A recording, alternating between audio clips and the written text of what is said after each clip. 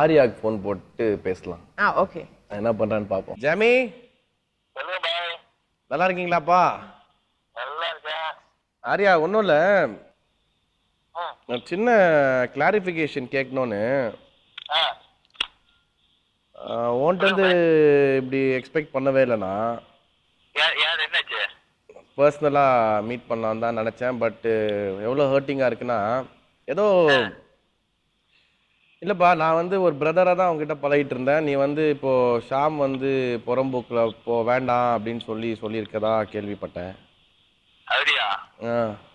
அப்படி அந்த அளவுக்கு யாரு சொல்லுவீங்களே ஏமாத்துறது? இல்லை, நான் சொன்னேன் இல்லைங்க, உள்ளம் கேட்க மேலே வந்து என் கூட தான் டெபியூ பண்ணா. சத்தியமாக அப்படி சொல்லிடு. இல்லை சார், நேற்று வந்து அவாய்ட் பண்ணுங்க, அவர் வேண்டாம், எனக்கு விருப்பம் இல்லை அப்படின்னு சொல்கிறாப்புல. சரி, நான் காலைல பேசுகிறேன் சார் அப்படின்னு சொன்னேன். ஏதாவது இருந்தால் என்கிட்டயே சொல்லியிருக்கலாமே ஆரியா. நான் சொன்னேன், என்ன சொன்னேன், ஷாம் வந்து வேணாம், படத்துல வேணாம், அவர் வந்து என் கேரக்டர் பண்ண சொல்லுங்க, ஷாம் கேரக்டர் நான் பண்றேன்னு சொன்னேன்.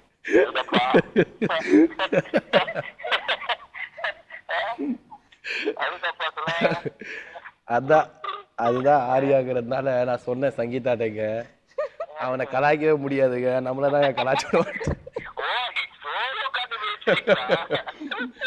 ஓகே ஜாமி, ஓகே. ஒன் செகண்ட், நான் சங்கீதா பேசுறேன்.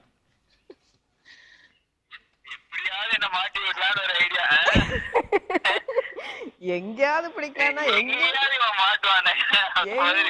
சிக்காம நீ எவ்வளவு நாள் ஓடிட்டு இருக்க?